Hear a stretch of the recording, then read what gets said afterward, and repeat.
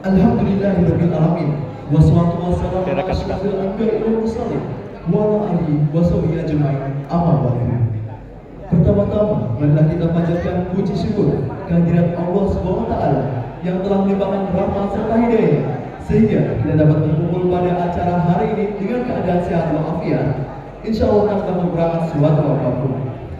Salawat serta salam semoga senantiasa tercurahkan kepada junjungan kita Nabi Agung Muhammad Sallallahu Alaihi Wasallam yang kita syafaatnya di yaumil akhir kelak. Amin ya rabbal alamin. Kami ucapkan ahlan wa sahlan wa marhaban bikum kepada seluruh hadirin yang kami muliakan dalam acara Syawalan Himpunan Mahasiswa Islam Majelis Penyelamat Organisasi tahun 2025.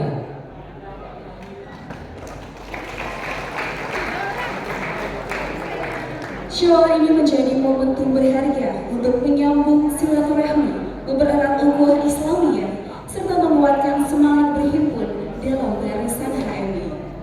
Ada istilah tak kenal maka tak sayang. Maka dari itu izinkan kami memperkenalkan diri terlebih dahulu.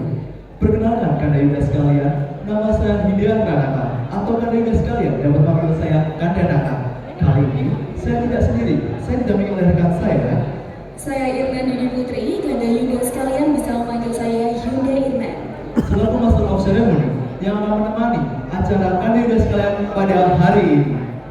Namun sebelum masuk ke rangkaian acara kali ini, izinkan kami untuk membacakan susunan acara pada hari ini.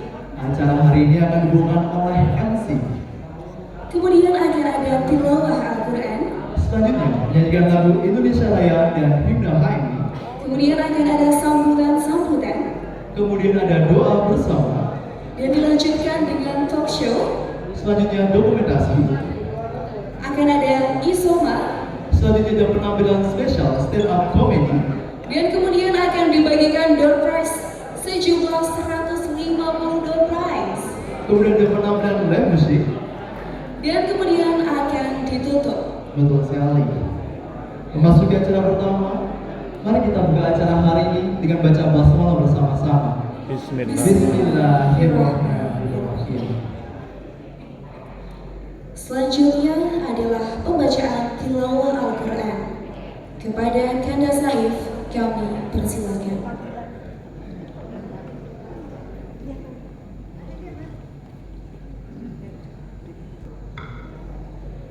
Assalamualaikum warahmatullahi wabarakatuh. Waalaikumsalam. A'udzu billahi minasy syaithanir rajim. Bismillahirrahmanirrahim.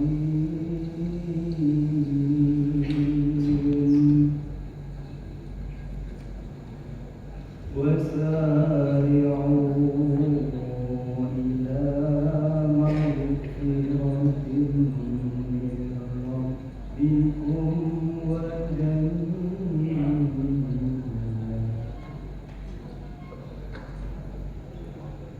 وجنة عرضها السماوات والأرض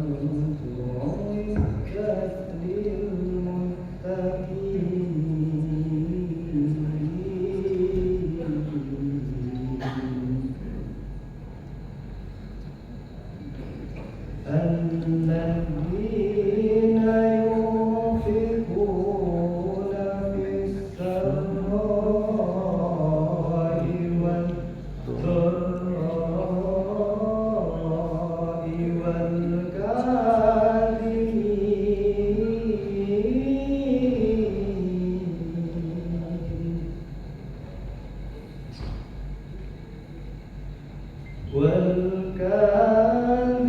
والكاظمين الغيظ والعافين عن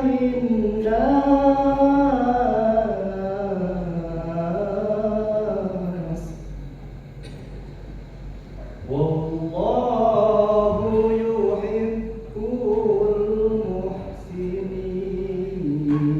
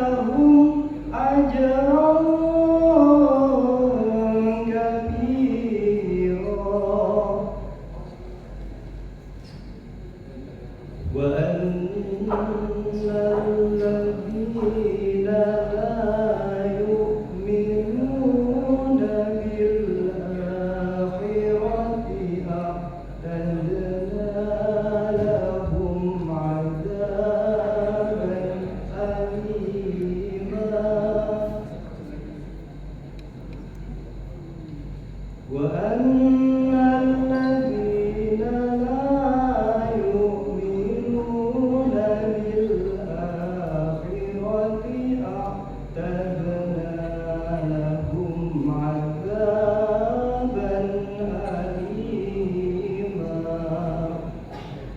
صدق الله العليم. Assalamualaikum warahmatullahi wabarakatuh. Kami ucapkan terima kasih kepada Kanda Said atas lantunan ayat suci yang telah dilantunkan. Semoga dengan adanya lantunan ayat suci tadi dapat menambah keberkahan pada acara hari ini. Amin ya rabbal alamin.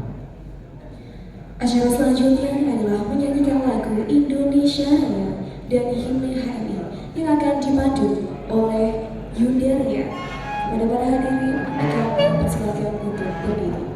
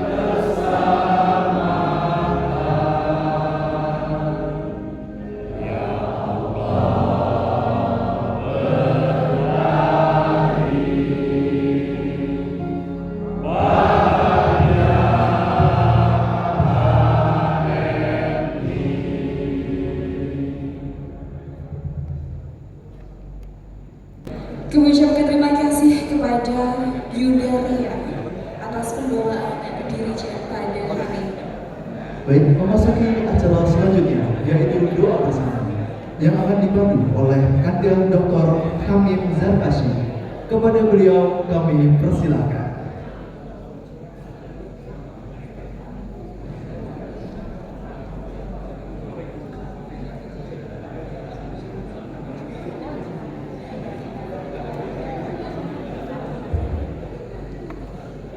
Assalamualaikum warahmatullahi wabarakatuh.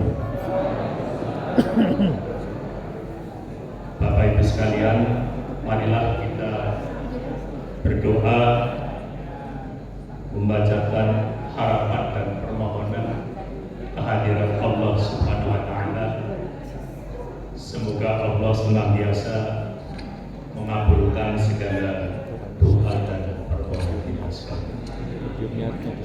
Al-Fatihah. Alhamdulillah. Ar-Rahmanir Rahim. Iyyaka na'budu wa iyyaka nasta'in. Siratal ladzina an'amta 'alaihim Alhamdulillah syakirin asyhadu an la ilaha illallah wahdahu la syarika lah wa asyhadu anna Muhammadan abduhu wa rasuluh. Allahumma ighfir lil muslimina wal muslimat wal mu'minina wal mu'minat al ahya'i minhum wal amwat. Allahumma ihdinas siratal mustaqim siratal ladzina an'amta 'alaihim ghairil maghdubi 'alaihim waladdallin. Rabbana wa la tuhammilna ma la taqata lana bih wa'fu 'anna waghfir lana warhamna anta maulana fansurna 'alal qawmil kafirin. Rabbana la tuzigh qulubana ba'da idh hadaitana wa hab lana min ladunka rahmah innaka antal wahhab. Rabbana hab lana min azwajina wa dhurriyyatina qurrata a'yun waj'alna lil muttaqina imama. Allahumma arinal haqqa haqqan warzuqna ittiba'ah wa arinal batila batila warzuqna ijtinabah. Rabbana amanna bima anzalta wattaba'na ar-rasula faktubna ma'asy syahidin. Rabbana atina fid dunya hasanah wa fil akhirati hasanah wa qina adzabannar. Subhana rabbika rabbil izzati amma yasifun wa salamun alal mursalin walhamdulillahi rabbil alamin. Assalamualaikum warahmatullahi wabarakatuh.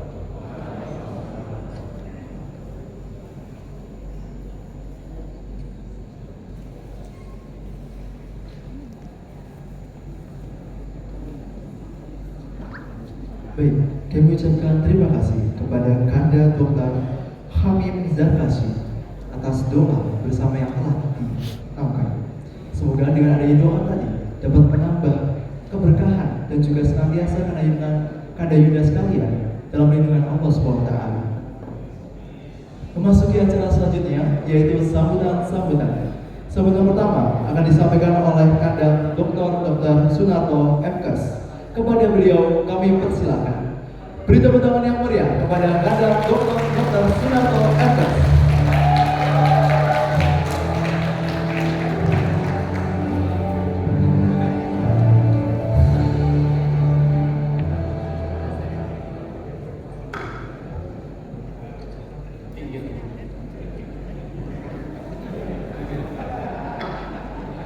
Assalamualaikum warahmatullahi wabarakatuh. Assalamualaikum warahmatullahi wabarakatuh.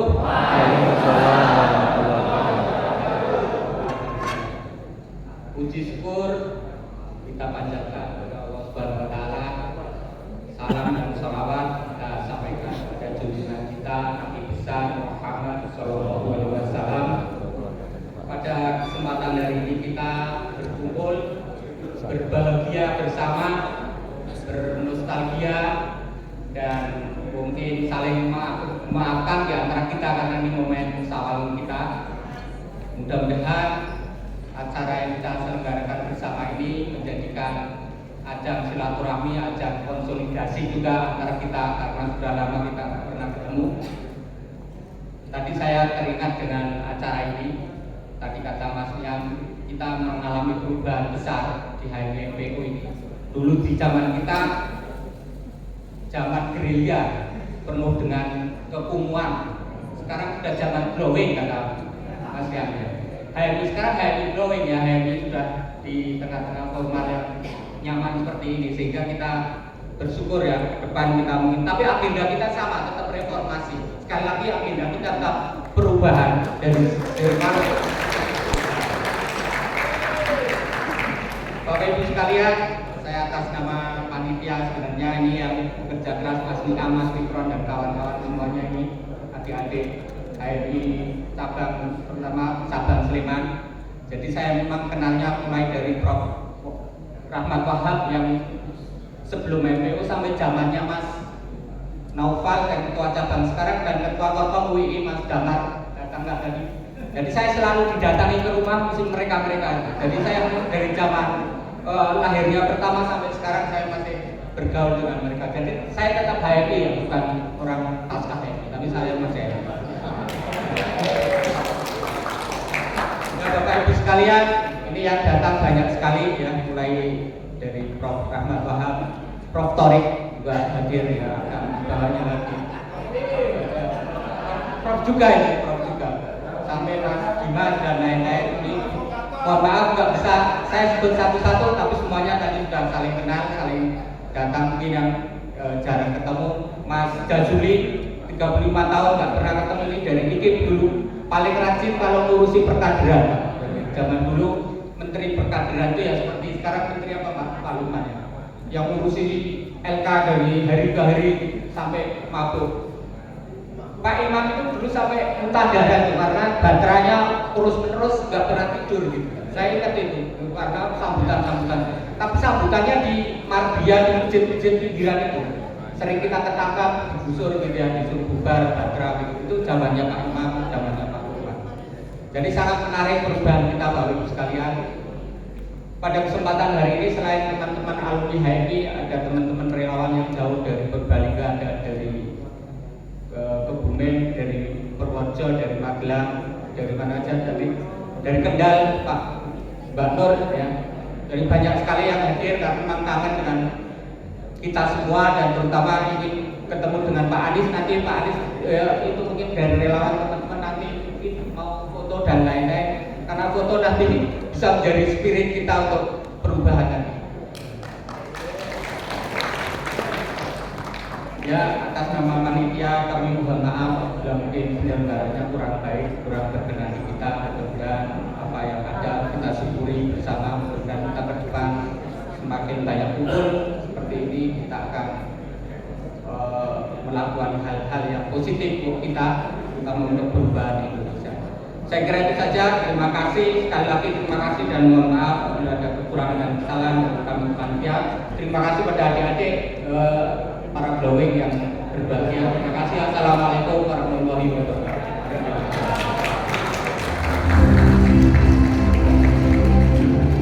Beri tepuk tangan yang meriah sekali lagi kepada Kadar Dr. Sumianto MK atas sambutan yang sangat luar biasa.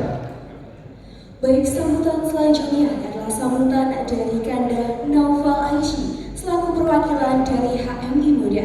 Kepada Kanda Naufal Aishi kami persilakan.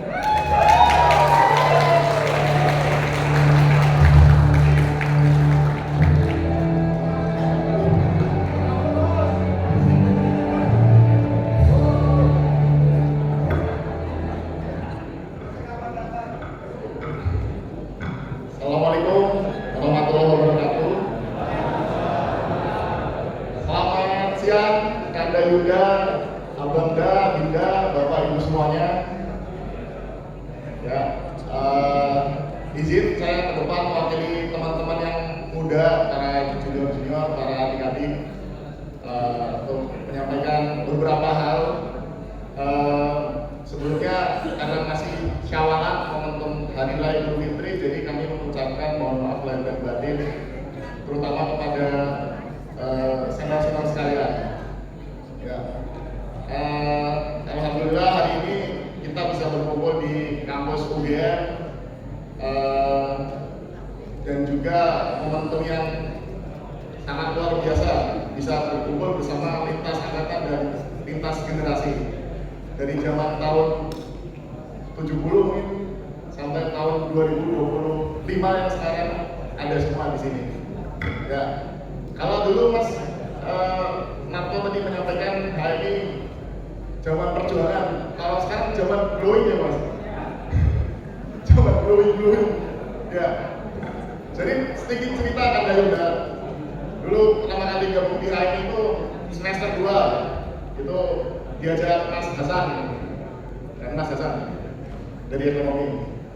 Nah, kita main ke Jakarta tuh, ada Dinda Musibah. Nah, kita ke kantornya Mas Anies. Mungkin kalau Mas Anies masih ingat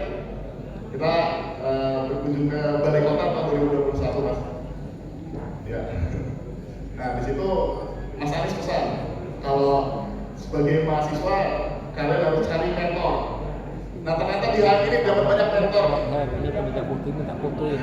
Tepuk tangan untuk kita semua. Sekarang ke depan, itu perintahku ya. Iya, nanti pakai foto Ya. dengan Lanjut ya. atau ada enggak? Izinkan juga menyampaikan. Saya disuruh lampu. Jadi Masih ada. masih Ya ada dari asal kok. ada kesempatan berbicara. Kami menyampaikan bahwa jadi kalau kami di HI sekarang ada beberapa saja sih ya pakai jenengan. pertama mungkin Dia lah HP dia. perkadiran. Ini yang utama. Nah, Iya. bagaimana pos-pos penting di negara ini bisa kita duduki.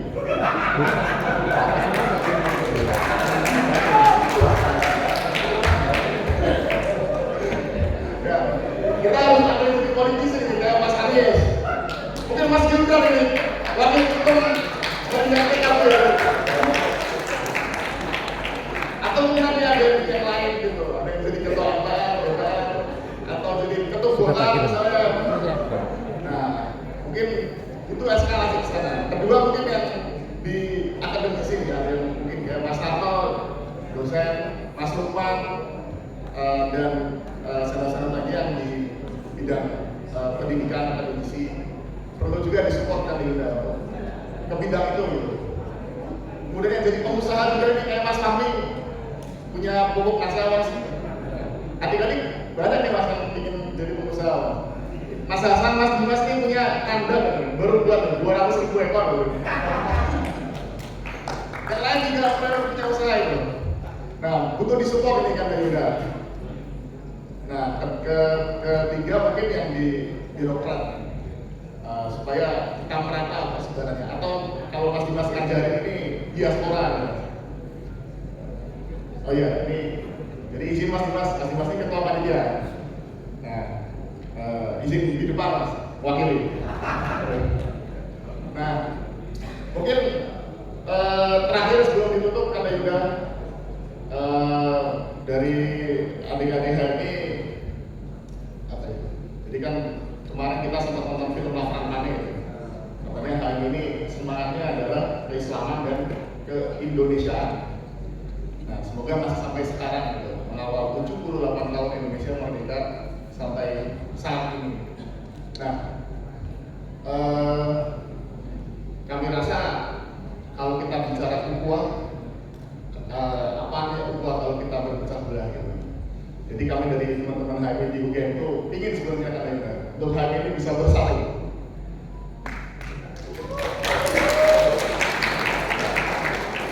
Karena HMI ini zamannya katanya. Nah, semoga itu bisa terjadi gitu. Mungkin tahun 85 kan sempat ada dualisme. Barangkali di tahun 2000-an, 2020 berapa ini bisa menjadi satu lagi gitu. Semoga, amin. Ya, itu mungkin beberapa yang ingin kita sampaikan ke Anda. Semoga terakhir kita doakan yang terbaik untuk kita semua, untuk Anda Yuda semuanya. Semoga sehat selalu dalam lindungan Allah Subhanahu Wa Taala dan panjang umur, makan banyak rezekinya, amin. Untuk teman-teman semuanya yang masih kuliah muda, semester muda, semoga lancar akademiknya. Yang belum lulus, semoga cepat-cepat lulus. Maksud saya. Ya, yang mau nikah, semoga cepat nikah karena kemusyawaratan momentum ini. Ya, yang terbaik untuk kita semua, amin. Ya Rabbal Alamin. Wassalamualaikum warahmatullahi wabarakatuh. Luar biasa sekali, beri tepuk tangan yang meriah untuk sambutan dari Kanda Naufal Aisyah. Sekali lagi kami ucapkan terima kasih kepada Kanda Naufal atas sambutan yang telah diberikan.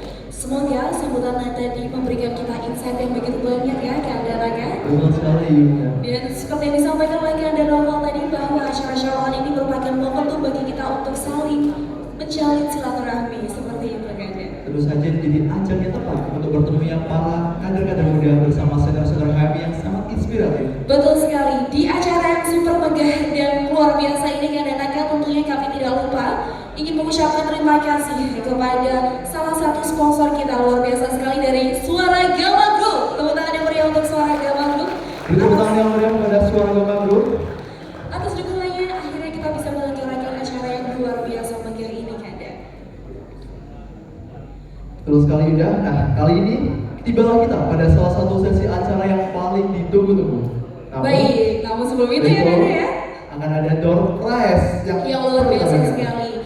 Dan di sebelah kiri saya sudah ada door prize yang menanti, ada Polytron. Bapak Ibu di sini siapa yang ingin hadiah door prize kulkas? Gak mau. Udah mau ya? Oke, Berarti kasihnya saja. buat ini aja. Oke, nah di sini sudah ada nomor undian. Kanda Yuda sekalian tadi sudah mendapatkan nomor undian? Sudah? Oh, sudah semuanya. Baik, langsung saja. Baik. Kita bagi door prize-nya ya. Kita langsung mengambil nomor ya Kanda Yuda, boleh dilihat nomornya masing-masing. Kita akan membagikan 10 door prize. Yang pertama. Agak susah ya Kanda Naka. Oke, baik. Nah, kali ini kita akan bagikan sekitar 10 door prize terlebih dahulu ya. Betul. Nah, Oke, nomor 190. 190. Baik. Kanda Yuda, ada yang memiliki nomor 190? atas nomor 190 atau kita kali ini ambil 5 dulu aja. Oh iya. Kita ambil bersama-sama. Boleh, kita ambil 5 dulu ya. Ya, baik. Bagi yang sudah merasa nomornya 190 bisa langsung maju ke depan. 3, 4, 5. Oke, Kanda Naka boleh kita buka ya. Di bawah aja Yuda. Di bawah saja, oke kita lebih Biar lebih fresh. biar lebih fresh begitu ya. Lebih dekat dengan senior-senior kita ini. Boleh, Kanda boleh dibantu. Baik.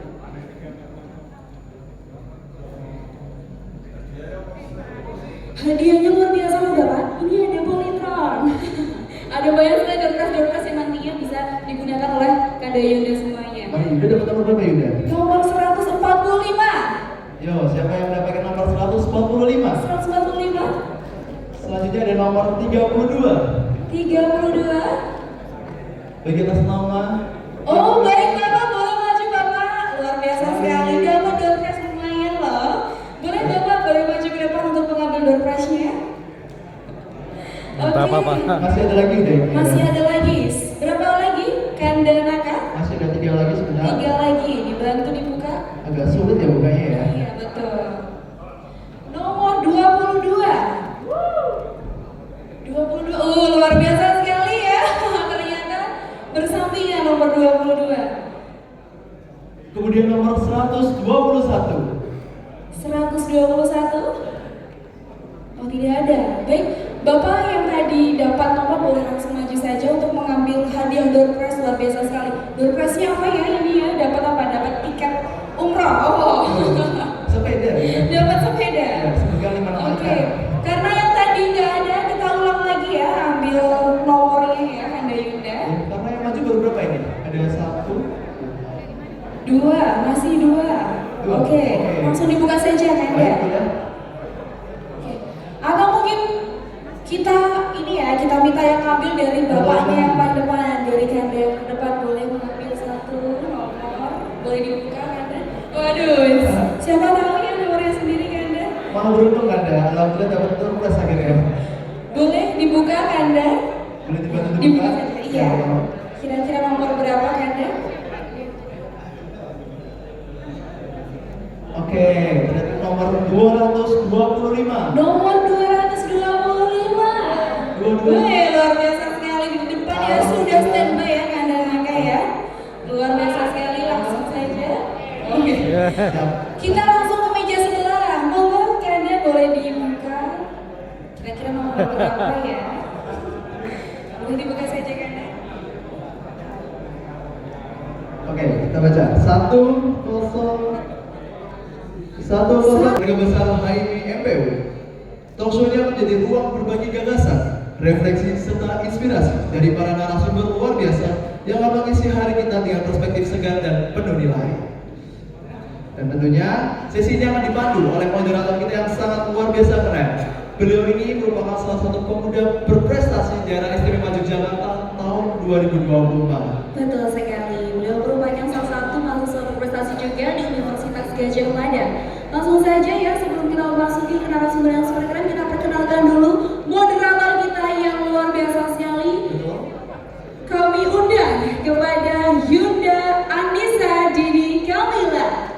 Beri tepuk tangan yang meriah kepada Yuda Anissa Dini Kamila.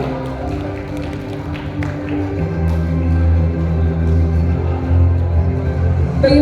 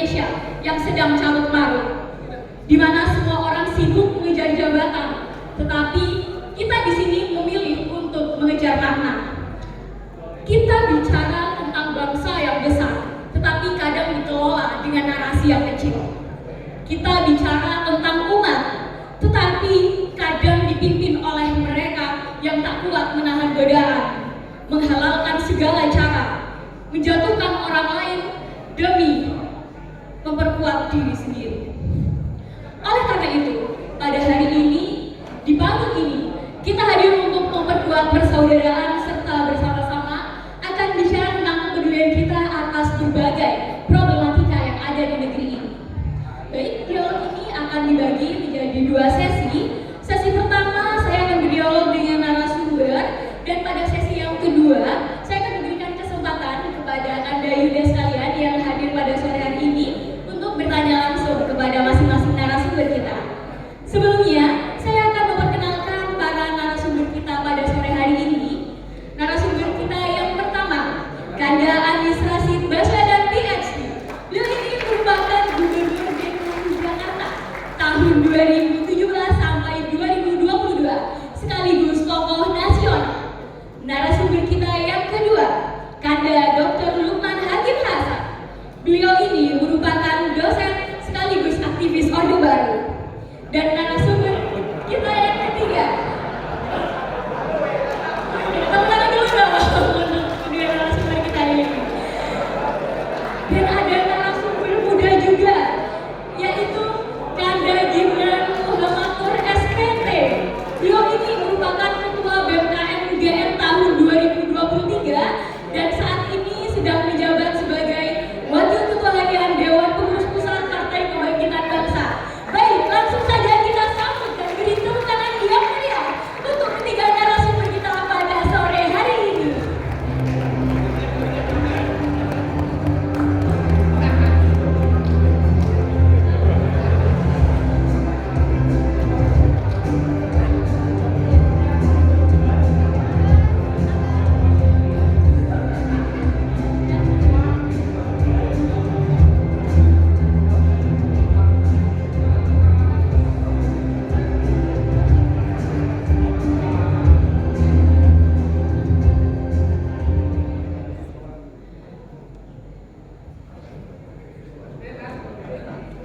Baik, bismillahirrahmanirrahim. Selamat siang Kanda-Kanda.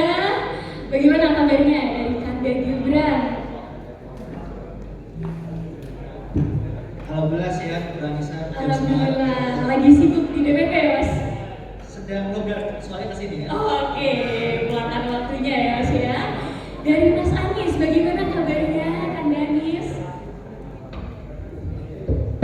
Alhamdulillah sehat Mas. Alhamdulillah Kanda Anies. Dari Kanda Lukman, bagaimana kabarnya hari ini Kanda Lukman? Alhamdulillah sehat. Alhamdulillah, baik. Alhamdulillah akhirnya Kanda-Kanda ini kembali lagi ke kampus tercinta Universitas Gadjah Mada.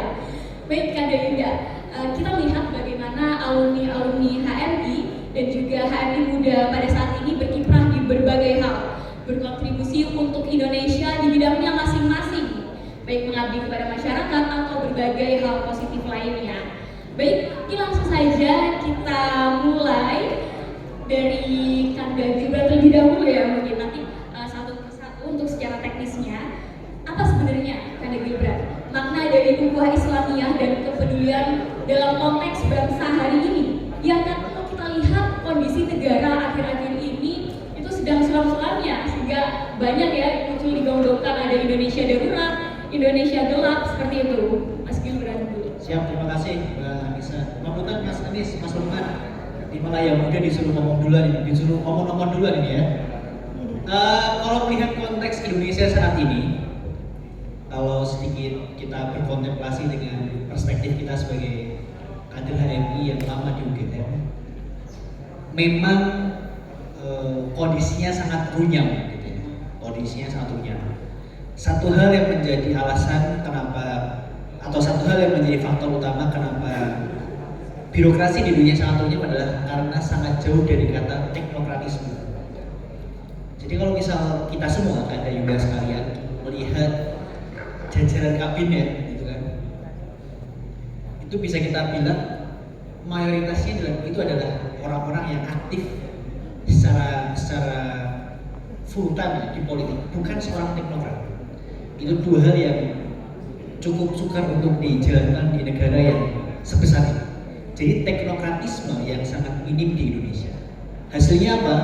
Mbak Anissa dan teman-teman sekalian, karena Yuda sekalian, acap kali kebijakan publik yang dibuat oleh pemerintah, kebijakan publik yang dibikin oleh rezim, itu digunakan sebagai alat politik, bukan kebalikannya.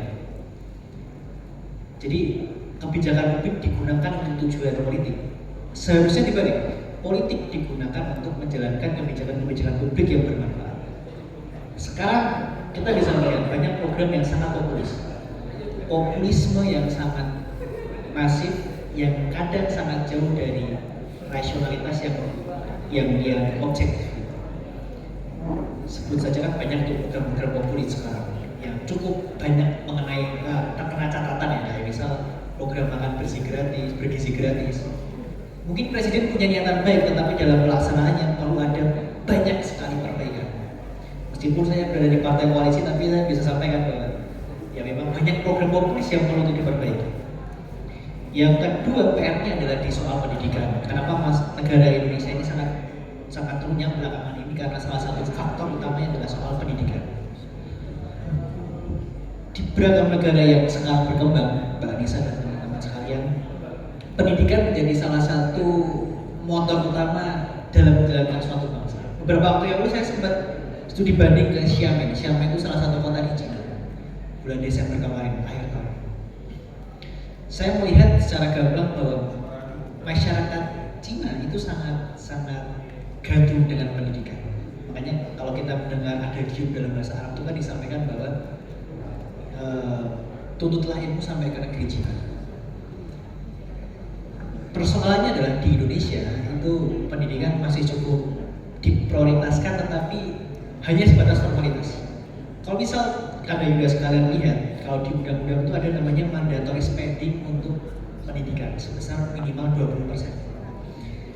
Tapi angka 20% itu tidak hanya untuk pendidikan dalam tanda kutip ya, bukan hanya untuk pengembangan pendidikan. Ini di sini ada Mas Anies yang sudah bekerja sebagai Menteri Pendidikan beberapa tahun yang lalu, mungkin nanti bisa mengkoreksi kalau ada yang salah. 20% itu terbagi-bagi ke banyak kebutuhan kayak infrastruktur, kemudian gaji guru, kemudian banyak hal, dan itu pun terbagi dari TK sampai kuliah. Sangat berbanding terbalik dengan negara-negara lain, apalagi soal riset. Indonesia itu hanya mengeluarkan anggaran sekitar 0,2% dari PDB untuk biaya pendidikan, untuk biaya riset. Singapura itu udah 2% dari PDB mereka digunakan untuk riset. Padahal kalau kata Bank Dunia, minimal atau angka minimal untuk pengembangan riset di suatu negara itu setidaknya 2% dari PDB. Indonesia baru 0,2%. 0,2 itu masih agak turun, 0,19 sekian, jadi masih sangat jauh dari kata cukup. Perlu 10 kali lipat lagi untuk menjalankan saran dari Bank Dunia agar biaya riset itu setara dengan 2% PDB.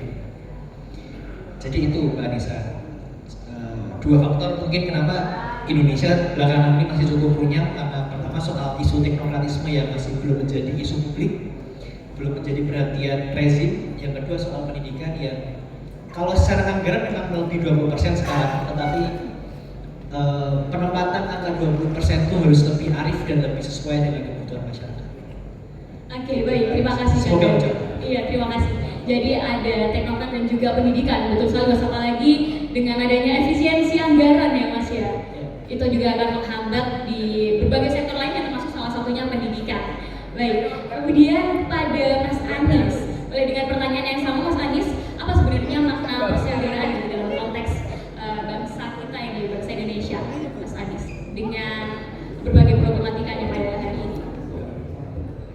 Ya, Anissa, terima kasih pertanyaannya dan ini menarik. Sebelum saya jawab, ini momen halal bihalal, boleh ya saya menyampaikan kepada semua terima kasih sudah diselenggarakan di Jogja di waktu ini sehingga kita semua bisa silaturahmi hari ini dalam suasana sawalan.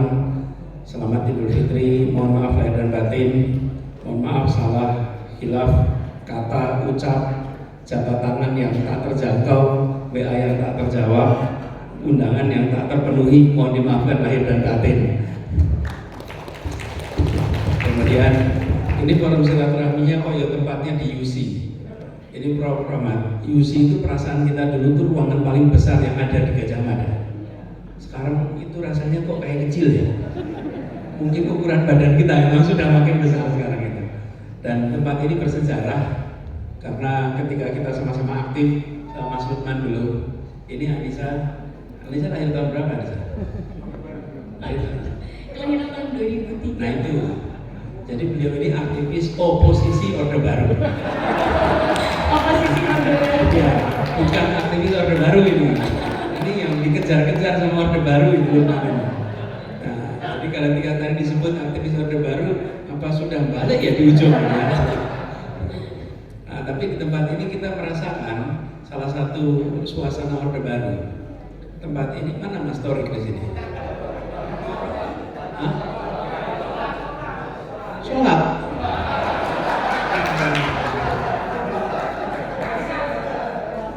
Torik tepat waktu sholat sekarang. Memang umur itu memberikan kesempatan. Pak Torik di belakang dulu Torik. Beliau ini membuat saya punya masalah besar. Kaitannya dengan UC ini. Jadi Mas Torik itu manten menikah. Nah ketika menikah, kan kalau kita semua ini menikah di gedung pernikahan. Nah beliau ini menikah di gedung seminar. Namanya UC ya gedung ini nih. Dan waktu itu yang ngurus izin senat mahasiswa. Jadi saya ngurus izin untuk seminar. Sama Mas Torik kita bilang, Mas, saya ngurus baik amanut, kita kayak anak-anak lebih junior ngurus suratnya, dan ternyata tempat ini dijadikan tempat untuk pernikahan pertama kali dalam sejarah UC. UC dipakai untuk pernikahan dan pernikahan Mas Torik itu. Saya ingat pas sehari sesudahnya kita semua dikumpulkan di kantor rektor, marah besar semua rektor karena gedung seminar dipakai untuk pernikahan, walaupun yang kumpul di sini semuanya intelektual, semua pemikir. Jadi itu antara resepsi dan diskusi itu tipis-tipis gitu bedanya. Jadi ke tadi masuk ke ruangan sini ketemu Mas Torik, ingat lagi wah ini zaman dulu ya. Jangan ditanya tahunnya berapa karena menandakan kita nanti sudah berumur luar biasa gitu. Tapi kita bersyukur sekali, terima kasih undangannya, terima kasih kumpul semua. Insya Allah silaturahmi ini memperkuat persaudaraan kita. Banyak ketemu teman-teman lama di sana. Lalu sekarang pertanyaan dengan Anissa tadi, bagaimana konsep ukhuwah? Saya pikir gini, kira-kira ada 3 hal yang kita sering campur adukkan. 3 hal ini dikejar. 1, rukun, bersatu, bergabung. Nah ini 3 ini tuh beda. Tapi seringkali kita samakan. Kalau tidak bergabung berarti nggak rukun, kalau tidak bersatu berarti tidak rukun, kalau tidak bergabung berarti tidak bersatu. Nah menurut saya yang paling penting justru apa sih bedanya? Terasa bukan? Rukun, bersatu, bergabung. Nah tadi juga dalam sambutan disebutkan gimana kalau ini digabungkan. Sebentar, yang menandai suasana ukhuwah, persatuan itu kerukunan. Bukan semata-mata ketergabungan, bukan semata-mata ketersatuan, tapi kerukunan. Itulah yang kita butuhkan. Rukun itu ditandai dengan harmonis, saling menghormati, saling menghargai. Suasananya, suasana muncul apakah dalam suasana rukun itu tidak ada perbedaan? Ada perbedaan, tapi apakah perbedaan itu dijalankan dengan dewasa? Iya. Nah, menurut kami kata rukun ini sudah lama tidak muncul di dalam wacana kebangsaan kita, dalam wacana kebersamaan kita. Nah, ini menurut saya penting sekali. Dan rukun ini di pondasinya didasari dengan apa? Didasari dengan kesadaran tentang kepentingan bersama, tentang asal perjalanan masa lalu bersama dan cita-cita bersama. Itu yang buat kita kemudian menjadi rukun. Dan kalau saya boleh istilahkan di kita persenyawaan itulah yang menjadi cikal bakal munculnya suasana kerukunan. Menjadi Indonesia adalah sebuah persenyawaan di mana kita menjadi bagian dari sesuatu yang sebelumnya bukan bagian kita. Ini air ini, kalau bawa ini kelihatan merek nanti ini aja nih. Air ini adalah persenyawaan. Hidrogen, oksigen bersenyawa membentuk H2O. H2O adalah persenyawaan. Dia bukan sekedar persatuan. Dan persenyawaan ini membentuk unsur baru yang bukan unsur sebelumnya. H2O, air. Apakah ini hidrogen? Bukan. Apakah ini oksigen? Bukan. Ini adalah air, barang baru, bukan oksigen dan bukan hidrogen. Apakah dalam air ada oksigen? Ya. Apakah dalam air ada hidrogen? Ya. Nah, itulah persenyawaan. Saya rasa Indonesia kita begitu. Ada Jawa, Sunda, Batak, Banjar, Timor, Minahasa. Mereka, kita semua menjadi Indonesia. Apakah kehilangan unsurnya? Tidak. Tapi dalam unsur itu terbentuk unsur baru. Nah, di sini juga saya melihat aktivis-aktivis mahasiswa lintas era pada masanya datang dengan hal yang berbeda-beda, tapi alhamdulillah tersambungkan dan menjadi persenyawaan. Bahkan kalau di runtut ini yang berada di sini banyak yang jenjangnya sudah naik nih. Dari perkenalan, jadi pertemanan, jadi persahabatan, dan jadi persaudaraan. Saya rasa yang di sini sudah sampai pada masa saudara. Jadi bahwa itu muncul menjadi sudah 4 jenjang. Awalnya sekedar kenal, teman, sahabat, jadi sahabat, saudara. Dan ini fase yang menarik sekali. Jadi saya merasa bersyukur sekali menjadi bagian dari persaudaraan ini, yang insya Allah persaudaraan ini bergerak karena cita-cita, kebersamaan masa lalu, dan perjuangan konsisten yang dikerjakan selama puluhan tahun kemarin. Begitu, Anissa. Makasih. Baik, terima kasih Mas Anies. Kalau dari Mas Anies ada 3 keyword itu tadi ya, Mas Anies, ada rukun, bersatu, dan juga bergabung itu tadi. Biasanya kerukunan itu bukan semata-mata ketergantungan. Kemudian gimana cara kita untuk saling menghargai terhadap perbedaan yang ada dan bisa bersikap bijaksana. Baik, terima kasih Mas Anies. Kemudian pada Kanda Lukman, pertanyaan yang sama Kanda Lukman, silakan Kanda. Terima kasih, bisa. Iya, Pak, saya karena baru nostalgia saja ya, masih paham ya. Jadi tadi Mas Anies sudah cerita mengenai UC. Saya masih ingat Mas Anies. Jadi depan UC dulu ini adalah lapangan Pancasila 1. Kemudian tahun berapa ya? Saya ini tahun 91. Mas Anies jadi ketua ospek. Yang kedua, jadi Gajah Mada itu cukup lama tertidur pada masa NKKPKK. NKKPKK itu kebijakan yang digunakan oleh Soeharto untuk meredam para aktivis mahasiswa. Demo dibuka. Kemudian ada namanya BKK, Badan Koordinasi Kemahasiswaan, ketuanya Warek 3. Warek 3 waktu itu. Warek 3, Batu Rektor 3. Nah, ketika itu kita memulai di mana kita mengadakan ospek kembali. Jadi tidak ada ospek dulu. Hampir 10 tahun, sejak 78 sampai tahun 90 tidak ada ospek. Tidak boleh ada ospek di tingkat universitas. Nah, tahun 90 ketuanya saya, 91 ketuanya Mas Anies. Nah, ini yang mau saya ceritakan, dramatis. Malam-malam itu kita pasang spanduk ini dulu belum ada gerasa apa? Masih lapangan Pancasila, atau ada satu busanya itu. Kita pasang. Ya, kita waktu itu mau contoh kampus-kampus lain Mas Anies ya. Selamat datang pemimpin masa depan. Wah. Malam kita pasang jam 10. Besok pagi kita tinjau, N-nya ditutup. Menjadi selamat datang pemimpin masa depan. Kita ketawa semua. Ini kreatif betul ya. Manjat ke atas ditutup N-nya. Maka saya ingat Mas Anies waktu dulu kampanye beberapa kali itu, pemimpin itu adalah pemimpi plus N. N-nya agak baik, nyali. Jadi ini saya rasa inspirasi ketika waktu itu ya. Jadi pemimpin itu adalah pemimpi plus nyali. Nah, teman-teman sekalian, ini para senior Pak Rahmat ini saya masih ingat, saya ngajar-ngajar beliau tuh misi SC di cabang. Kenapa dia?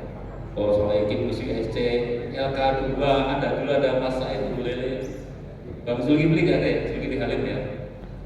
Ini kan para senior kita yang waktu itu saya rasa tidak banyak orang yang mendukung kita. Misi Pol itu kan ahlinya politik semua kan, Mas Imam ya. Itu kalau kita minta untuk ngisi acara pasti menolak semua. Itu tidak banyak yang mau ngisi tempat kita. Hanya satu yang saya rasa yang paling rajin dan melakukan HMI. Ini Profesor Motar Mas'ud. Itu kalau ngisi di Karangkajen, itu selesai. Ini nggak dimata-matai ya, gitu. Aman. Gitu. Kemudian Pak Usman Nabubon. Jadi nostalgia itu banyak. Jadi memang kita order baru. Nah, tetapi kemudian kita juga mengawal reformasi. Jadi saya jadi ketua PBHM itu 95-97 menjelang reformasi 98, kebetulan 98 ketika rame-rame itu saya dosen Trisakti. Jadi saya paham betul ya dinamika awal-awal anak-anak itu kemudian ada yang ditembak ya.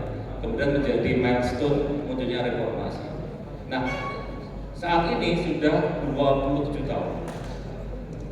Nah, kita kan harus melakukan refleksi ya. Kenapa kok kemudian hasilnya gini-gini saja? Saya rasa kadang-kadang beberapa pejabat pemerintah itu jujur ya. Suatu hari saya ke seminar dengan Bu Sri Mulyani dan mengatakan begini. Ketika Soeharto turun tahun 98, APBN kita itu hanya sekitar 200 triliun APBN kita. Hari ini APBN kita adalah 2000 triliun. Terus Bu Sri Mulyani komentarnya begini, kok kelihatannya sama-sama saja. Gak ada sesuatu yang baru. Memang ada problem inflasi. Mas Anies ketika jadi menteri pernah tanya ke saya, masih ingat menteri Mendikbud waktu itu. Bagaimana politik anggaran kita? Nah, ini sebenarnya agak kritikal di sini. Jadi politik anggaran kita itu kalau kita runut ke atas sesungguhnya adalah karena ada pertarungan kelembagaan antara Kementerian Keuangan dan di luarnya. Jadi ada undang-undang yang sampai sekarang ini membuat kita nggak maju, itu adalah undang-undang keuangan negara. Sehingga indikator keberhasilan pembangunan hanya satu, apa? Penyerapan anggaran, tidak ada yang lain. Zaman Orde Baru lebih bagus, karena Bappenas itu kerjanya adalah mengevaluasi pembangunan, ya, mulai dari input, output, outcome, impact, ya, diteliti semua itu, dievaluasi. Tapi hari ini yang namanya Bappenas itu hanya bekerja sampai bulan Mei. Ya ini selesai musrah Bappenas. Setelah itu yang namanya program pembangunan sangat banyak itu tidak pernah dievaluasi sampai saat ini. Jadi sebenarnya kalau ini pemerintah yang baru mau mulai, jadi kenapa? Karena bayangkan ya 200 triliun digelontorkan, tidak ada evaluasi. Sekarang ini kriteria pembangunannya satu, penyerapan anggaran. Begitu terserap, selesai. Makanya menurut saya sebenarnya masih banyak hal yang bisa kita perbaiki, masih banyak yang bisa kita ini. Jadi kalau tadi pertanyaannya, kenapa kok kelihatannya sudah bekerja cukup keras, anggaran besar kita gelontorkan, semua dikasih semua, tapi gini-gini saja. Ya namanya itu Mas Anies ngasih fakta banyak apa sekolah yang masih rusak, rumah sakit, kok rusak semua? Ya karena per tahun itu diproyekkan lagi. Kemudian juga tahun depan sudah rusak lagi dan seterusnya. Jadi saya rasa memang problem fiskal kita ya. Nah makanya saya rasa kalau ada perbaikan ya, saya rasa mungkin akan bisa lebih betul. Karena begini, kalau menurut saya ekonomi kita hari ini meskipun Donald Trump seperti itu ya, kita masih bisa agak santai karena struktur ekonomi kita itu masih 50,1% dikuasai oleh konsumsi. Dan aset yang menggerakkan ekonomi kita itu hampir 70% adalah BUMN yang sekarang ditarik ke Danantara itu. Itu yang menggerakkan ekonomi kita mereka. Swasta itu kecil banget. Artinya kalau negara ini mau berbuat lebih bagus, lebih efisien, ya saya rasa sangat mungkin. 2045, kan masih 20 tahun lagi, 100 tahun Indonesia. Kita mungkin tidak akan jadi seperti daratnya CPQ itu bangsa yang gagal. Insya Allah kalau kita perbaiki ini, ya 20 tahun nanti 100 tahun Indonesia merdeka, kita akan jadi bangsa yang maju. Saya rasa itu. Terima kasih. Baik, terima kasih Kandil Lukman. Kandil Lukman berbicara terkait dengan Orde Baru khususnya pada masa NKK-BKK yang mana pada saat itu mahasiswa dibungkam dengan adanya Peraturan Menteri Bapak Daud Yusuf yang kemudian 90 dari Bapak Fuad Hasan mencabut peraturan tersebut. Tapi dari situ mahasiswa-mahasiswa atau dari teman-teman HMI juga ya Mas, yang waktu itu sempat dibukukan sementara, itu tetap berdinamika, kemudian berdiskusi dan sebagainya. Kemudian permasalahan hari ini adalah penyerapan anggarannya yang tidak sustain, yang mana ini nanti bisa menjadi evaluasi untuk kita semua, baik dari tingkat kampus maupun sampai ke tingkat nasional nanti, Mas. Baik, terima kasih. Tepuk tangan dulu beliau untuk Kandil Lukman, Kanda Anis dan juga Kanda Gibran. Baik, untuk pertanyaan yang spesifik kepada Mas Anies terlebih dahulu. Bapak dikenal sebagai tokoh pendidikan dan pernah memimpin Jakarta, Bapak. Lantas, bagaimana peran pemimpin hari ini dapat memperkuat persatuan, bukan hanya pencitraan? Silakan, Bapak.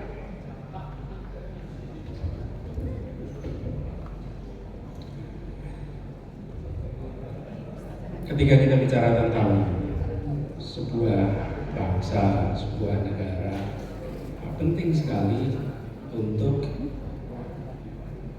membuat pesan optimis, pesan visioner yang dipahami oleh seluruh unsur.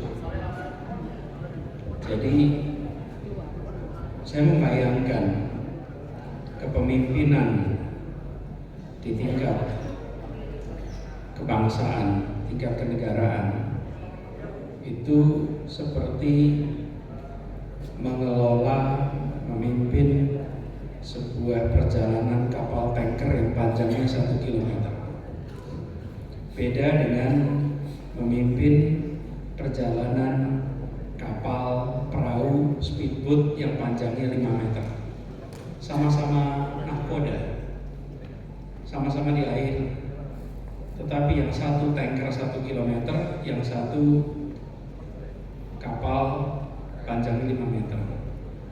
Apa yang membedakan? Satu, kapal tanker yang 1 km itu membuat nahkoda itu harus melihat jangkanya panjang, tidak bisa melihat sekedar jangkanya pendek.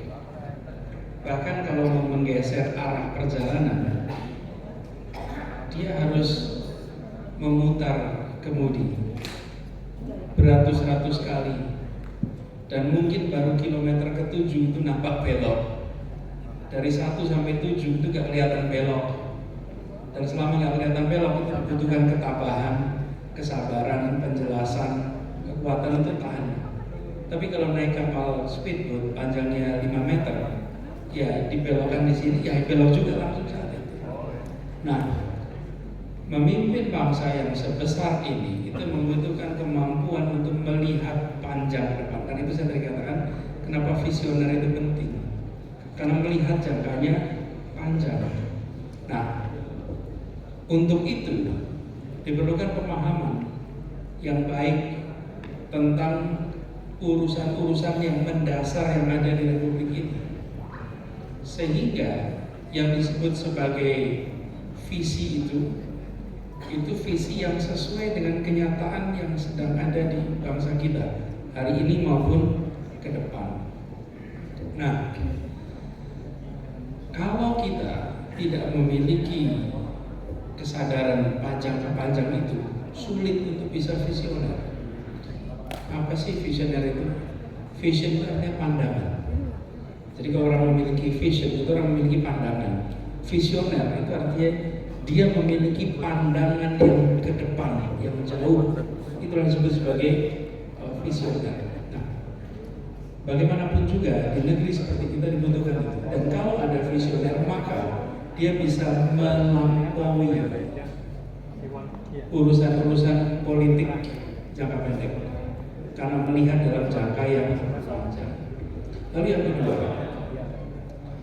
saya membayangkan memimpin dengan situasi sebesar ini itu seperti dirigen sebuah orkestra.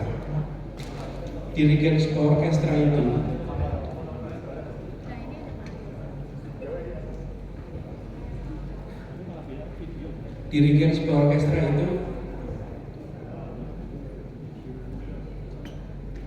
tidak memainkan instrumen, dia hadir memberikan partitur.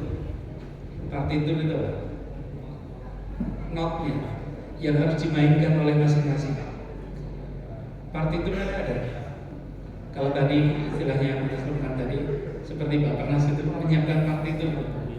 Jenengan tugasnya ini, masing-masing punya partitur. Lalu tugas dirigen itu hadir memberikan nyawa. Bisakah orkestra dimainkan tanpa dirigen? Secara teknis bisa, kalau semua orang sudah terima partitur kok. Tapi kalau tidak ada dia, maka orkestra itu kehilangan nyawanya. Nggak ada nyawanya. Karena yang memberikan nyawa dalam sebuah orkestra itu justru yang memimpin. Tetapi harus diingat, dirigen berdiri di situ sesudah PR-nya diselesaikan. PR-nya apa? Partitur untuk semuanya. Nah, kita kadang-kadang melihatnya berdiri di situ tapi nggak menyiapkan PR-nya. Apa yang terjadi? Bukan simfoni. Simfoni itu kan nada yang terencana, teratur. Yang muncul malah seperti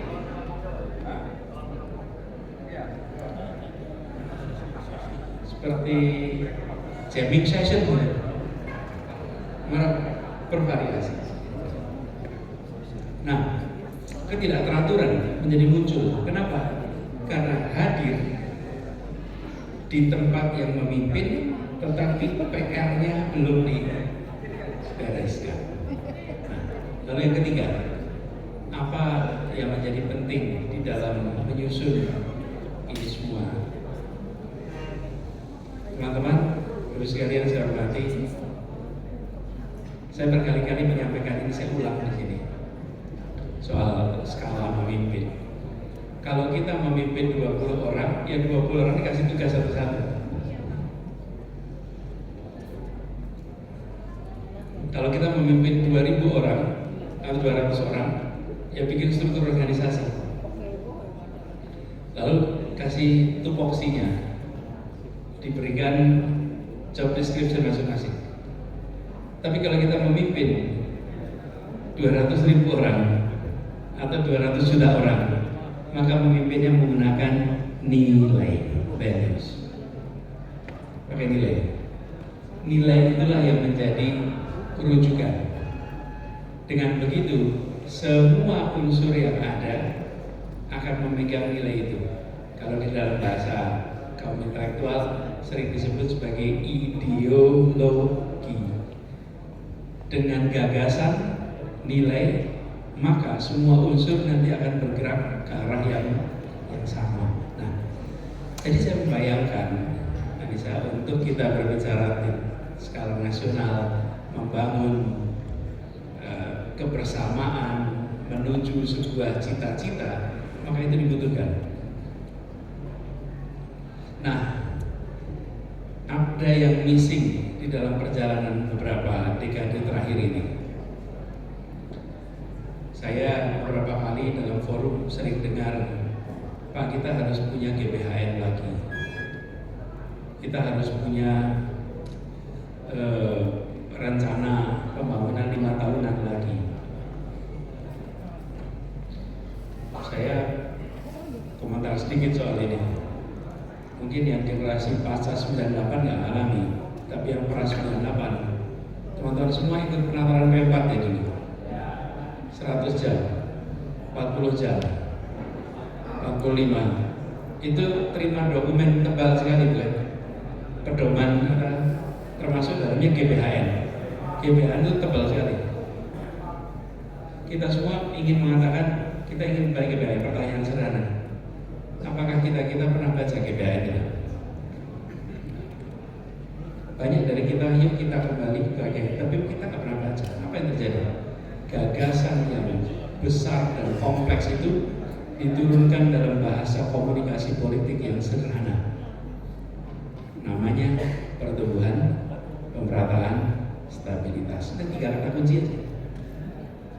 5 tahun ini stabilitas. Semua langsung fokusnya pada 5 tahun ini pertumbuhan. Semua fokus. 5 tahun ini fokus pemerataan. Di belakang itu ada dokumen kompleks. Kita nggak baca. Tapi bahasa komplementer namanya mantra. Mantranya sederhana. Nah, begitu ada pegangan itu, maka itu seperti dirigen. Nih, kita akan lakukan awal 90-an itu pemerataan. Sampai Prof. Mubianto ditarik ke Jakarta, fokus pada pemerataan. Muncul IDT, Impres Desa. Semua orang fokusnya pada. Nah, teman-teman sekalian, ini yang tadi saya maksud. Jangkanya panjang, kemudian diterjemahkan dalam bentuk rencana yang konkret yang bisa semuanya pegang. Lalu ada mantra berbasis pada values atau ideologi yang semuanya memegang itu sebagai rujukan. Sesudahnya semua akan bekerja dengan cara metode masing-masing. Di level ini yang disebut sebagai kepemimpinan nasional tidak boleh melakukan micromanagement. Tidak boleh. Di level nasional boleh melakukan micro questions, tapi bukan micro management. Apa bedanya? Micro question dan micro management. Kalau micro management, maka dia memberikan arahan harus kerjakan ini. Itu micro management. Kalau micro questions, maka dia bertanya, bagaimana caranya supaya terjadi? Nah, diselesaikan. Ini, antrian rumah sakit penuh. Antrian rumah sakit penuh. Kalau micro management, pemimpin datang dan bilang, ubah sistemnya, ganti prosedurnya. Itu namanya micro management. Tapi kalau micro question, dia panggil kepala rumah sakit, bagaimana caranya tidak ada antrian lagi. Itu micro questions. Bagaimana terserah dia, Anda yang pikir. Tapi kalau micro management terlibat, apa yang terjadi? Begitu national leadership itu melakukan micro questions, maka dari memimpin kapal yang panjangnya 1 km berubah jadi ngatur yang kapal yang panjangnya 5. Nah, di situ akan terjebak. Karena itu hindari micro management, tapi lakukan micro questions. Itu kira-kira. Baik, terima kasih Kanda Anies. Beri tepuk tangan yang meriah kepada Kanda Anies. Kanda Anies berbicara bahwasanya pemimpin itu harus ada pesan-pesan visioner yang dapat dipahami oleh seluruh unsur. Yang kemudian pemimpin juga harus punya value, bahkan tidak hanya value saja, tetapi high value. Inilah nantinya yang akan menjadi pedoman dari berbagai unsur tersebut untuk menjalankan sebuah negara atau sebuah hal yang sedang kita jalankan. Baik, karena waktunya terbatas, langsung saja kita ke sesi tanya jawab. Saya akan memberikan 2 kesempatan kepada Kanda Yuda yang hadir di sini. Untuk rules-nya, silakan ketika saya menghitung mundur nanti, silakan angkat tangan, kemudian memperkenalkan diri, asalnya dari mana, namanya siapa, pertanyaannya apa, dan ditujukan kepada siapa. Baik, 3, 2, 1. Yang mau bertanya, Kanda Yuda? Oh iya, ada Yuda, ya Yuda yang sebelah sini, kemudian Yudanya boleh. Assalamualaikum warahmatullahi wabarakatuh. Saya nama Ani. Dulu saya Ketum Korkom UII 1984. Tapi sekarang sudah sepuh ya, nggak apa-apa. Ya, saya salut kepada Bapak Gibran juga. Saya baru tahu ini namanya mirip. tapi kok bisa bagus bicaranya dan kendaraan intelektual. Semoga Beda ya, Bu. perubahan ini semua. Betul Bapak, jadi yang terjadi sekarang mementingkan orang politik sehingga kerjanya tidak sesuai dengan harapan rakyat. Nah, ini karena saya pikir mungkin karena mereka yang memimpin sekarang ini tidak muncul dari orang perjuangan. Maaf kalau salah ya. Karena kalau pemimpin dari perjuangan itu akan tahu apa yang harus dikerjakan. Mereka sudah merasakan jatuh bangunnya sebuah perjuangan. Nah, untuk Bapak Anies saya pikir sudah bisa membuktikan pada waktu jadi gubernur ya. Ya, semoga itu nanti bisa menjadi impian kita, besok bisa maju lagi di nasional. Amin ya. Saya juga salut dengan Pak Anies karena tetap humble meskipun sudah pernah jadi gubernur dan jadi calon presiden Republik Indonesia. Semoga ini dipertahankan ya Bapak, tidak lupa dengan kami semua.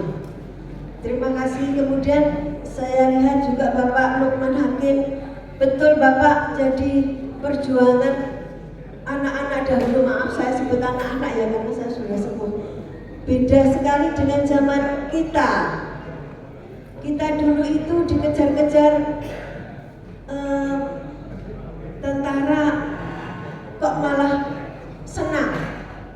Ada rasa bangga bahwa ini loh ya Allah, saya sudah berjuang. Entah apa nanti yang kita dapatkan tidak peduli. Yang penting aku menyuarakan yang benar inilah. Jadi waktu itu tidak ada yang merasa takut karena mungkin sama ya, mati dalam keadaan di jalan dalam kebenaran itu lebih baik daripada mati di tempat tidur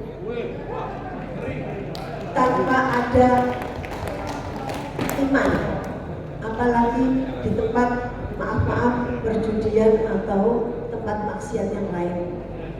Satu yang saya tanyakan kepada Pak Anies, ini menjawab juga pesan dari teman-teman di perjuangan di pelosok-pelosok, di gunung maupun di pelosok itu, mereka itu sangat perlu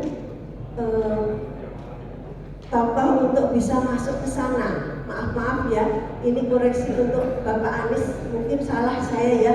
Dulu Bapak lebih banyak berkiprahnya di kampus-kampus atau di tempat-tempat yang intelektual. Sementara kami yang masuk di pelosok-pelosok di atas gunung itu memerlukan juga ketokohan Bapak Anies. Nah, bagaimana ini bisa sampai ke mereka? Ya maaf karena mereka lebih bisa percaya kepada uang daripada idealisme. Nah ini kembali lagi masalah pendidikan lagi. Terima kasih, itu saja, bisa nanti masukan dari Bapak Anies. Assalamualaikum warahmatullahi wabarakatuh. Waalaikumsalam warahmatullahi wabarakatuh. Tepuk tangan yang meriah untuk Yunda Ani. Baik, Mas Anies silakan dijawab. Oh langsung saja nih. Baik, ini satu lagi. Oh J, monggo Nanda.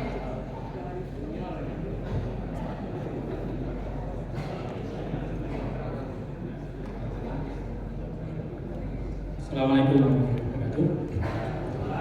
Tujuan saya datang memang untuk bertanya. Kesempatan. Yang pertama, adalah orang muda lama. Tapi orang tua sering lupa. Kalau kita ingat ya, sekarang tanggal berapa? 20. Maaf kalau saya terlalu 20 April kemarin itu ada kelahiran Nabi Muhammad Sallallahu Alaihi Wasallam itu ya 2 April mana kita senantiasa dekat kembali ke itu. Yang kedua, sebelum saya bertanya, setelah kita selama 1 bulan pesta secara spiritual bagi yang merasa pesta ya. Seperti yang kita ketahui untuk saat ini kan Indonesia masih dikategorikan sebagai ekonominya sedang melemah ya. Kayak semisal indeks saham yang turun gitu seperti itu. Seperti yang kita ketahui juga kalau banyak faktor terkait dengan runtuhnya silaturahmi itu banyak diakibatkan karena ekonomi juga Pak. Kayak semisal mau kerja susah terus kayak kalau di desa-desa itu kayak pinjam utang itu juga dipersulit juga Pak. Kalau saya sebenarnya dari pengalaman pribadi Pak, saya juga sebagai seorang mahasiswa sekaligus saya juga menjalankan usaha juga di rumah. Pertanyaan saya terkait dengan sebagai seorang pemimpin yang seperti Bapak katakan tadi, bagaimana sih sikap yang seharusnya dimiliki oleh seorang pemimpin agar kayak negara yang sebesar Indonesia dengan berbagai sumber daya alamnya ini bisa dikelola dengan baik dan bisa meningkatkan ekonomi tanpa ada potensi untuk melanggarkan silaturahmi tersebut. Mungkin tambahan karena sekarang kan jadi juga lagi digaungkan tentang RUU KUHP ya yang menjelaskan tentang hukum pidana itu. Kemarin saya sempat ada masalah terkait dengan ekonomi dan ini terkait dengan utang piutang ini kan sebenarnya hukumnya masih sudah jelas, namun untuk sebagai masyarakat awam kan untuk prosedur untuk melaporkan pidana terkait dengan utang piutang atau perdata terkait utang piutang itu masih sangat sulit dan bagaimana seorang pemimpin bisa mengakses hal tersebut. Mungkin itu yang saya tahu. Terima kasih. Terima kasih. Atas nama siapa Anda? Sodikin. Yuda Anik Anda. Baik. Dari Yuda Anik tadi bertanya terkait adanya kepentingan politik, kemudian pemimpin. Pemimpin itu harus berjuang gitu. Bagaimana sebenarnya kita sebagai pemimpin itu bisa berjuang dari awal sehingga nanti ketika kita di atas tidak lupa dengan yang bawahnya. Kemudian tadi ada Yukanda Jamiluddin yang bertanya terkait bagaimana caranya orang-orang cerdas itu untuk bisa menjadi pemimpin yang baik untuk negara dan bangsa ini. Kemudian dari Kanda yang tadi dari Hati Muda, bagaimana sebenarnya sikap yang harus dilakukan pemimpin untuk Indonesia ini karena potensi Indonesia yang begitu besar. Baik, mungkin dari Kanda Anis terlebih dahulu pertanyaan Yuda Anik terkait bagaimana ketokohan Mas Anis juga. Yang pertama tadi ketika bicara tadi misalnya harus menjangkau semua, mau tidak mau memang dengan pola demokrasi elektoral di mana semua punya hak suara yang sama, mau tidak mau itu harus terjangkau semua. Nah, ini terkait dengan yang disampaikan Bang Jamal tadi. Mas Jamal tadi sempat bilang tentang bagaimana yang punya kriteria ABCD bisa memenangkan. Nah, ada persyaratan sederhana yang sesungguhnya harus dihidupkan, dijaga, yaitu penyelenggara dalam semua pemilu itu mayoritas besar menyelenggarakan dengan netralitas. 100% rasanya tidak ada di seluruh dunia yang 100% netral, tidak ada. Tapi mayoritas besar itu netral. Dan tidak ada juga yang disebut sebagai pemilu yang sempurna. Pasti akan ada irregularitas, tapi kecil. Sehingga secara statistik itu menjadi insignifikan. Tetapi kalau penyelenggaraan pemilu tidak diiringi dengan netralitas, bahkan diiringi dengan intervensi, maka hasilnya tidak akan mencerminkan pilihan rakyat, tidak akan mencerminkan, tapi mencerminkan pilihan pemegang kekuasaan kewenangan. Itu prinsip sederhana. Apa yang kemudian dampaknya? Merugikan bagi demokrasi dalam jangka panjang. Kenapa merugikan? Legitimasi yang didapat tidak ditopang, legitimasi illegal tidak ditopang dengan legitimasi politik dan legitimasi moral, yang itu berdampak kepada confidence dalam menjalankan pemerintahan. Ketika seorang kepala desa dipilih dalam proses yang jurdil, dapat suara 60%, dia pidato di depan seluruh warga desanya, itu penuh percaya diri.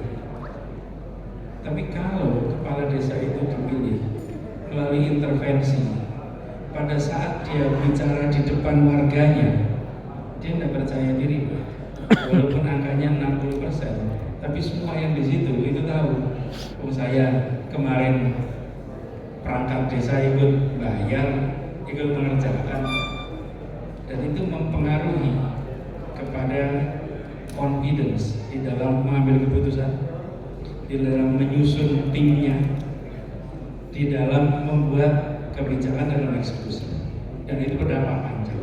Nah, percakapan soal ini seringkali ketutup dengan apa? Begitu kepala desa itu menang, semua praktek kecurangan itu seakan-akan tertutup tabir. Bahkan penyimpangan itu menjadi terlupakan ketika penyimpangan berujung kepada kemenangan. Kalau penyimpangan berujung pada kegagalan, nah itu diulik-ulik terus. Tapi kalau penyimpangan pada keberhasilan, di situ akan seakan-akan tertutup. Nah, tugas kita adalah menjaga agar segala macam praktek penyimpangan itu tidak hilang dari memori penyelenggara, tidak hilang dari memori publik, agar apa? Tidak berulang lagi. Peristiwa sudah kejadian. Nah, ini dibutuhkan kematangan, Mas Jamal ini, kematangan rumusan ini. Kenapa? Kalau kita lagi tadi memikirkan jangka panjang, maka membangun praktek pemilu yang benar, yang netral, itu akan menjaga kualitas demokrasi dan akan memastikan bahwa aspirasi yang ada di rakyat tercermin dalam hasil proses elektoral. Ini penting untuk kita dalam jangka panjang memiliki demokrasi yang matang dan kepercayaan di antara kita untuk meningkatkan kesejahteraan akan terjadi. Gini Pak, kita ingin lebih sejahtera, dan di dalam masyarakat modern salah satu cara untuk bisa maju sejahtera adalah institusi yang kuat. Institusi itu adalah perangkat hukum, badan-badan, itu institusi. Segala macam praktek penyimpangan itu akan melemahkan institusi. Bagaimana orang berani melakukan investasi kalau tidak ada penghormatan pada institusi? Padahal semua yang sifatnya kerjasama ekonomi itu pasti diberikan pondasi kontrak. Kontrak itu adalah institusi. Nah, itulah sebabnya mengapa penting sekali. Jadi kalau ada praktek-praktek intervensi negara di dalam wilayah politik yang tidak